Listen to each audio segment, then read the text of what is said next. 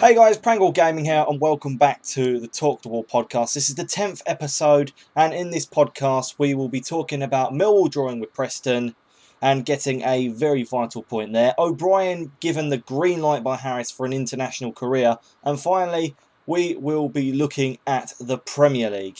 If you missed last week's, there'll be a link in the description. Alternatively, there is a link to the playlist if you click the I button. But this week, we are finally rejoined by Taylor. What have you been doing on your break from the podcast, mate? Oh god, it's hard to explain. Well, first off, I was in, I went for a 2-week holiday in Ibiza. And then for the rest of the times, I've just had to be doing, revise, because I've got, some exams coming up soon. So I've been quite focusing on that, and then for the rest of the holiday, we've been out doing stuff and just revising stuff. So that's pretty much what I've been doing. I also, So I just I'm pretty sure that I saw or heard that you went to Upload. Yeah, I did, yeah.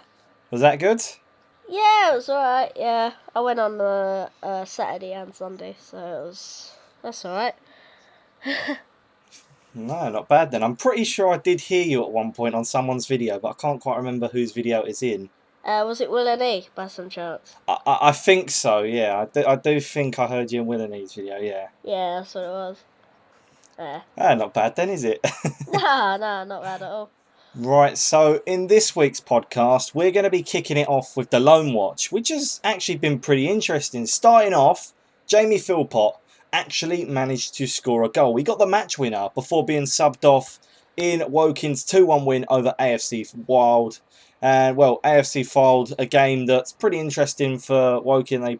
They want to win games like that, but they finally got one, and Philpott finally scoring. He did come off in the 66th minute. Jesus. That's an awful shame, but we can't take too much of the limelight that he's actually scored a goal, because he doesn't get many of those. I haven't heard that for a very long time, him actually getting a goal.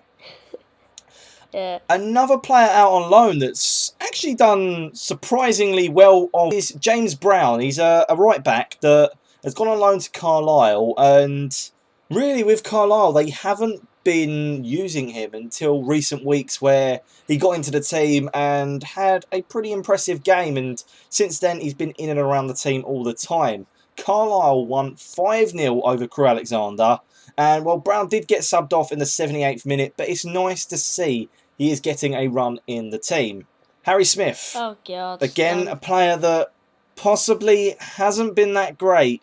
He did actually make an appearance this week. He doesn't always play, and he played for about 9 minutes, so nothing to get excited about. But he did come off the bench, and, well, they did beat Forest Green Rovers 2-0. So an important win for Swindon, who are actually playing some nice football in League 2. I've been really impressed with them when I've watched them. Sid Nelson is another player in League 2, and I'm actually quick to criticise him on many times during this season so far, but he's actually doing all right at Yeovil, and they got a very important point against Port Vale where the game ended 1-0. Nelson played the full 90 and, surprisingly, didn't get yellow carded. That is something, that's got to be a record. He usually gets booked every game he plays. But he did take on the former Millwall player David Worrell, who, obviously, a player that was very popular in this podcast. Very. Yeah. And the final player out on loan is Jimmy Abdu for AFC Wimbledon. He didn't feature in a derby match against MK Dons. He did sit on the bench though. Wimbledon unfortunately lost this. Well, it's a huge important match. They didn't even want to acknowledge MK Dons on their website when they was advertising for tickets. So you can tell this rivalry is deep, and they lost 2-0. Gutting for them, but Paul Robinson, Liam Trotter and Lyle Taylor all featured for Wimbledon in no doubt which was a very awkward and hard game for them to take. What about Jimmy Abdu? Did he? Yeah, no, he sat on the bench. I don't get why he didn't play, because he's finally come back from his suspension. Probably just remember when Archer got sent off against Shinham at the end of the year on the first year we got relegated. Then he got dropped for quite a while, so I reckon they sort of taught him a lesson like that. I don't know. Yeah, I think so, but I think there's a strong possibility he's going back in the team after Oh, them losing to their rivals. oh yeah. Now, we did play Preston. I thought this was an interesting game. Preston, they're fourth in the league. I don't know how that happened. I don't want to know how it happened. But they're doing really well. And I think that out of this game, getting a 0-0 draw and getting a point, it's quite fair. And obviously, both sides would have wanted more than that. But when you have a combined 3 shots on target each together, that ain't good. The game wasn't fantastic. It looked like it was a midfield battle, really, and neither side really got anything from it. Saville had Mill's best chance, and it came through the partnership of Wallace and Saville as per usual. Saville just couldn't find the back of the net, and the home side were better. There's not many teams that have dominated us. I think the only one that springs to mind is Wolves, but obviously they couldn't get the beating of Archer. What do you make of this game, Taylor? Do you think it's a good point, or do you think we probably should have got more? What's your opinion? Well, first off, I think, it's always good to win away from home. You can't, a draw, I should say, away from home, because you can't really doubt it. I think you should win your home games and draw your away games. So, personally, for me, that's a good result. I think Onyedinma shouldn't be playing. He was he was appalling against Leeds. Every single time he got the ball, he was either offside or he lost it. And he got man of the match. I don't know. I did like him. I did actually like him against Leeds, but I did hear he had an incredibly poor game against Preston. Yeah, and he decides to sub off Jed Wallace and keep Onyedinma on the pitch. Interesting decision there. Yeah, I think for me, Onyedinma, if he would have went to the likes of Wolves or Watford, whoever was into him, he would probably be playing in the under twos. Enough said about that then. Enough said about that. And he'd still be offside. I was going to ask you about your opinions on Fred later, but we'll get to that. We next have the Millwall news. 6 stories, ranging from James Meredith talking about the dead atmosphere to Harris saying OBrien should be playing for his national side. The first story, as I said, comes from James Meredith. He said this week that the atmosphere at the Den takes control of you, and sometimes you lose control of what is right and wrong to do, as when you have those fans backing you, anything is possible, and that's why he flew into a crashing challenge against Leeds winger Azovjan Olovsky. The next story this week is from Neil Harris talking and comparing Fred to some former Millwall players. Harris said, Fred is a quality player with lots of potential. He's pacey but doesn't find his form well enough. We have to be patient with Fred so he can become his best. He's like Paul Eiffel and Steve Reed. He, like them, goes through spells where he isn't at his best. And obviously we heard a little bit about what you thought of Fred, but do you think he will ever get to the quality that fans expected from him when he first burst on the scene? No. Nah? Nah, man. He's probably remember when I hated David Worrell? Yep. Right? Now Worrell's gone, he's probably jumped to the top of the list. I'm not even lying. Fair enough. No, okay, that's fine. Everyone's entitled to their opinion. I don't mind Fred. I think he's young still, and the way he plays proves it.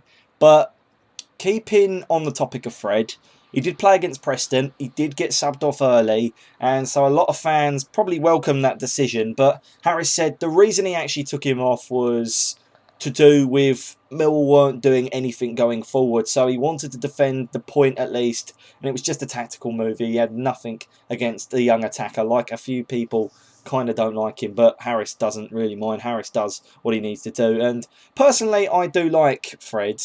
I think that Morrison is sometimes there, sometimes not, and probably playing Fred and Morrison together isn't great, but I reckon someone else with Fred might be better. But I think that I like the Elliott and Fred combination, but I don't like Gregory playing with Fred and Gregory, or Morrison and Fred. I just don't like the partnership. I don't think that either of them suit Fred because Fred doesn't always work as hard as he needs to. Harris again spoke about another Millwall player, someone that you talked about getting subbed off, Jed Wallace. He said this player is incredible. He's top of his game and he's the top at his age. He's performing excellent and thriving at the club. And Harris also controversially said he's better than I have ever been at the club.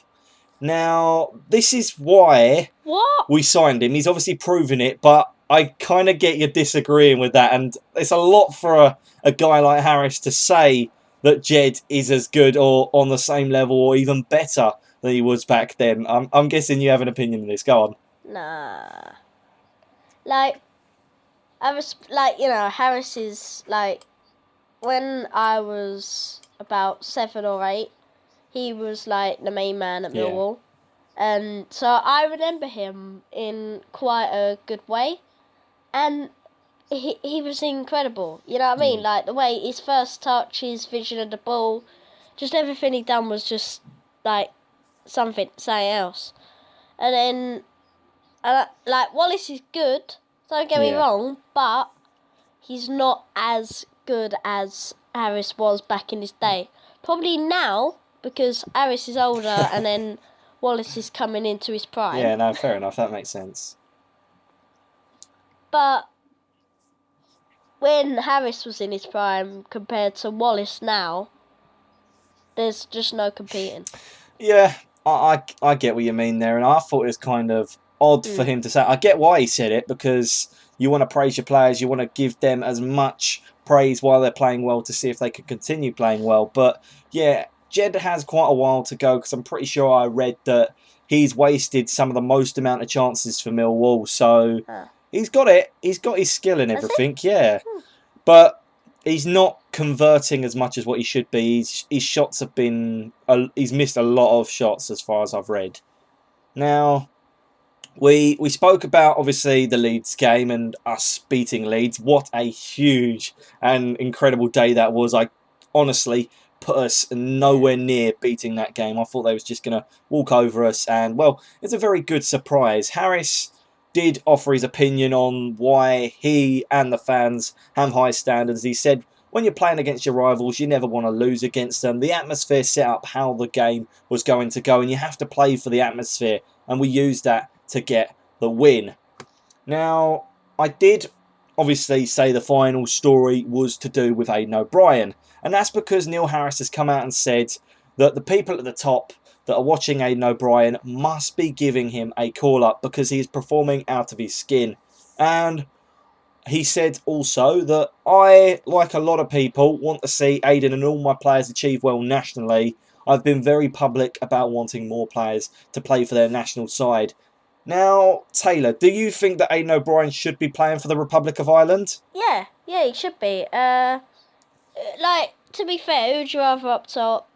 Would you rather Foldy in goal or O'Brien?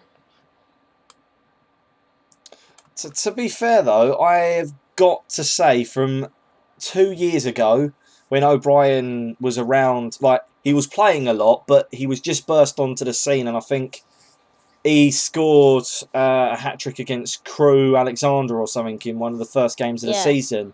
From there to now, he has come a long way. I mean, I don't get me wrong, I don't think he's the best player we got at the club. I think he's okay. I think there's a lot of his game he has to improve. But in terms of scoring goals and knowing how to read the game, he has got a lot better and he's become really, really crucial. And I just think that when you're playing that well, you have to be given a chance. I think that Harris is right in giving that. Yeah, because you could see, like, when he got red card against Wolves, we did suffer dearly. Yeah. In I know. the next game, but because I don't think the likes of Ferguson's from Northern Ireland, and he doesn't get a look in. So I reckon if before O'Brien moves on, I think he should maybe try and move towards the Northern Ireland because they do struggle a bit with strikers. No, I don't know. I personally wouldn't know how that would work, but I seriously, I seriously hope that he does become part of a national side of some shape or measure, because he's been good recently and we've definitely needed him in the squad. Introducing a new section. This is probably going to be quite a long part of the podcast, because the podcast hadn't been going on long for quite a long time. I needed to add something else to the podcast. It's called Premier League Football Review, and this is where I'll be looking at England's top league, talking about some of the top teams, some of the results and players that are doing well that I've all selected for talking points. Now, in terms of the sides we're going to be talking about, I'm going to be talking about two Manchester clubs, as they both are first and second in the league, with Chelsea and Tottenham following them in the top four currently. So Manchester City are where the first side we'll be looking at. Pep Guardiola. My word, he has done something. I don't know what he's done, because this team was a laughing stock last season. He's made some great signings in defence, and they're finally working through the teething problems. And, well, they're playing their football, they're scoring goals for fun, and they've improved in the defence, which was probably the only place they had to improve, because if you look at their attack, Gabriel Jesus, Aguero and De Bruyne are just three of even loads more exciting attacking players. And when you have those ones going forward, you've got to think City deserve to be doing as well as what they are at the moment, because the players they have and how well they performed last season, I was kind of shocked.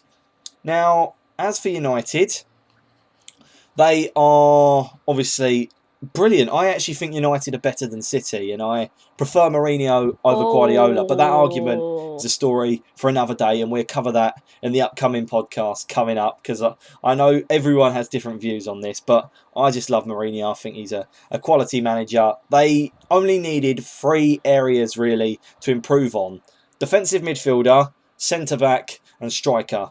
They've gone out and got that. Yeah, fair enough, Lindelof hasn't actually played that much so far, but Matic and Lukaku have been quality. Mkhitaryan is in one of his best spells of his entire career, with Martial and Rashford obviously taking their chances a lot more. And can I just add, Zlatan is returning in January. It can only get better. Mourinho obviously gambled, a huge gamble, finishing 6th and winning the Europa League to get into the Champions League, and that paid off. I don't know whether it was quite what he planned or expected, but it just fell into favour. Now, I'm going to ask for your opinion, Taylor. Which Manchester side is the better? Well, in terms of goalkeeper, I think, De Gea's on a different level. Yeah, of course. I think the whole current goalkeeper position's got to go to Man United, right? But Man City's defence is the back line is unreal. Mendy, you've got Stones, Company's gonna come back soon. You know what I mean? You've got so many different players you can rotate around, and it will just form into a good sort of thing. I reckon Man United have the better midfield, even though you got De Bruyne, you got David Silva. But with the likes of Matic, Pogba, Mkhitaryan. But then up top, it's Man United again. So I think the better team, in terms of the Manchester clubs, is Manchester United. But Man City, then again, are keeping up on a good level. But I would say, I reckon you would agree on this. Manchester City are the more improved in terms of playing their football, because United, they just couldn't score goals. United were good last season, they just didn't score. City, they looked all over the place, especially in defence last season. Yeah, they're the most improved. They are the most improved. Now, I picked two games this week that were really interesting, and some that you would be quite surprising. It's not actually involving any of the big teams, but the first match is Everton 2, Bournemouth 1. Everton have just been struggling all season. They finally won a game from their forgotten man scoring 2 goals, Oumar Niasse. And I feel that they needed this win, because I don't want Ronald Koeman to get sacked. I think it's unfair if you say he should get sacked, because they've played a lot of good sides. And yeah, fair enough, they haven't competed in terms of they've spent a lot of money they should have been doing. But let's be honest, the top 5 in this league, they are a class above most sides in the league. No one even comes close, apart from if you count Liverpool in the top 5 because they mess up all the time. But Nah. it's really difficult because you've got two sides here. Coleman could get sacked and Eddie Howe could get sacked. I think Eddie Howe's a quality manager and Bournemouth are a great side. I hope they don't go down as a result of him not winning. They just need to get back into the season. I know it's not working at the moment, but please do not sack Eddie Howe. He has built Bournemouth. Bournemouth would be nothing without him, and they will struggle if they sack him. I reckon they could really, really suffer. And if they do get relegated under him, fair enough. I would actually stay with him because he's the best man for the job. He knows the club. You get someone else in, they've got to start new. And the other game is one that I actually think was a lot better than it's given credit for. Swansea 1, Watford 2. Marco Silva. This guy is a genius. He really is. Watford are such a bad side, and they were such a bad side last season. They chop and change all the time, and they're winning games. They're competing, apart from when they got absolutely wiped clean by City. But let's just forget about that game because it only happened once. You're going to get wiped the floor if you play someone like City because at the moment they're playing the best they've played in quite a while. So Watford, apart from that, they can compete with quite a lot of clubs. They are good. They battled against Liverpool, and Liverpool, they're meant to be good. I know defensively they're not great, but attacking they are great. And this player they signed, Richarlison, my word, he is something else. He's been quality this season. I have not even heard of him. I still don't really know who he is, but another quality signing by Marco Silva, and another player that scored for a new signing is Tammy Abraham for Swansea. What an incredible signing he's been.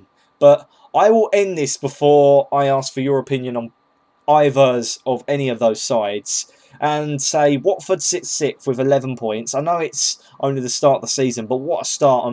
I think that Watford can finally keep going, and it's going to change the way the clubs run. Instead of sacking, chopping and changing all the time, they will be able to obviously keep a new style and move forward. But out of those teams and out of the results, what one do you think means more for either of the clubs?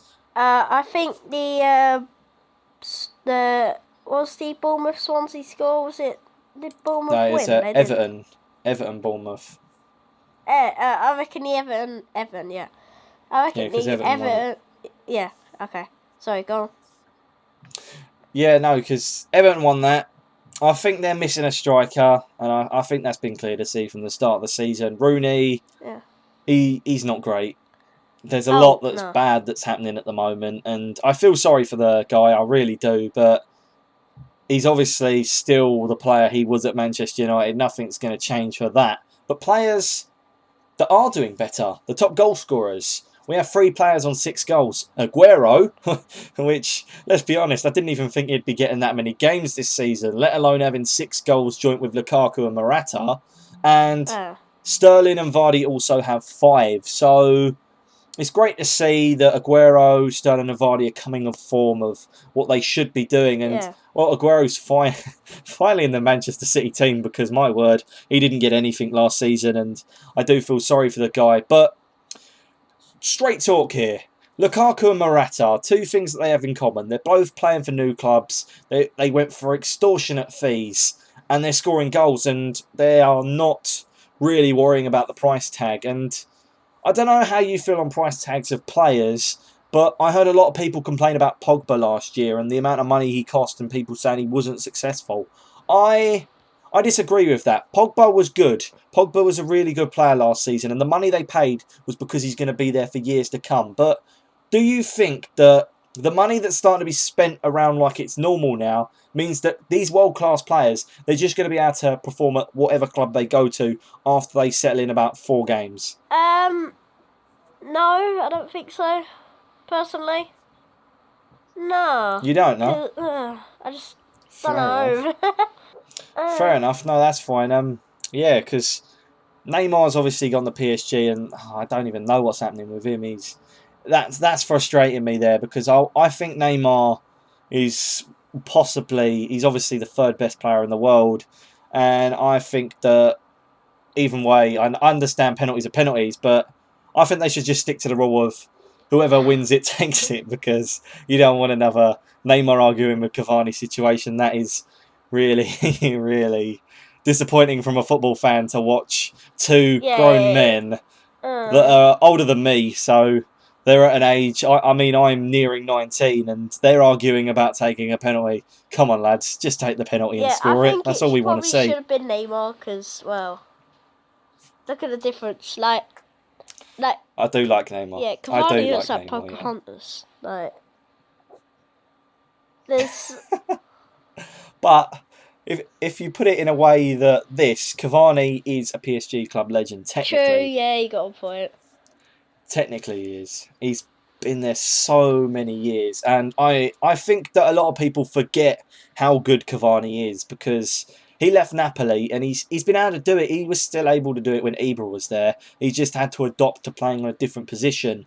I think that, obviously, Cavani is a quality player, but I do agree that Neymar probably should have taken it, because, yeah, he's your new signing. He's your new wonder boy along with Mbappe. Just keep him happy. Don't do that already, because there's already issues at that club, and he obviously didn't play against, I think it was Montpellier. He got left out.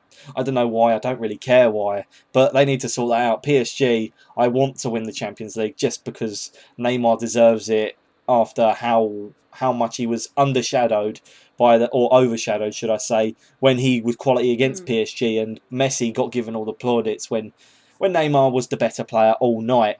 So, moving into the three players I want to cover for this week: Calum Butcher, Nathan Baker and Josh Wright. So, Butcher obviously played for Mansfield Town. They won 2-1 in a home game against Cambridge United, where Ford lost out to a former teammate. As for Baker, he played the full 90 in Bristol City's 0-0 draw with Norwich City. The game wasn't great and probably both would have wished for more. And obviously you have Josh Wright, who played the full 90 for Millwall's rivals Southend United, who won 4-2 over Fleetwood. That is a sensational result. Yeah. And the last section of the podcast includes where are we in the league.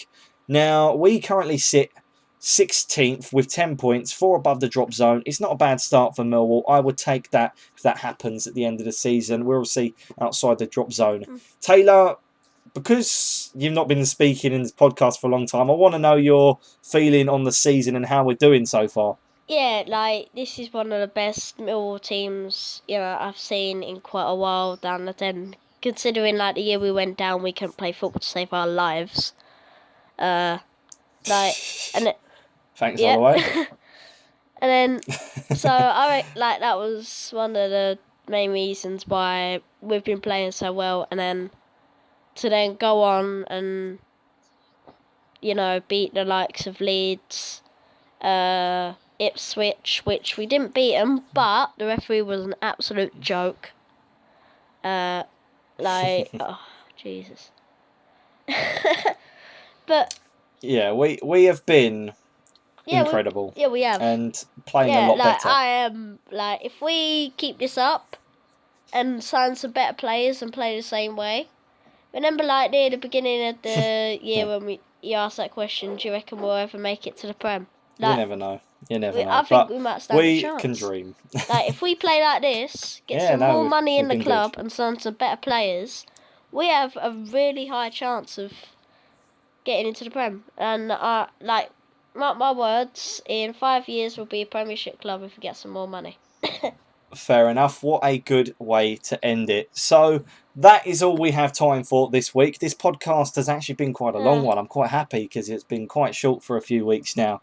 But obviously, if you do want to leave some comments, we've had quite a lot less comments on the podcast in recent weeks. Just put it in the comments section or send me an email, brandonprangell@gmail.com. You know the drill with that one. And we'll look for them. We'll add them. And we might also add some other sections to the podcast. Let us know if you want anything in here, because we're more than happy to look at some ideas and possibly add some more parts into it. But that will be all. Like, comment, subscribe, and of course we will be seeing you guys next week. So it is a bye from Taylor. See you later.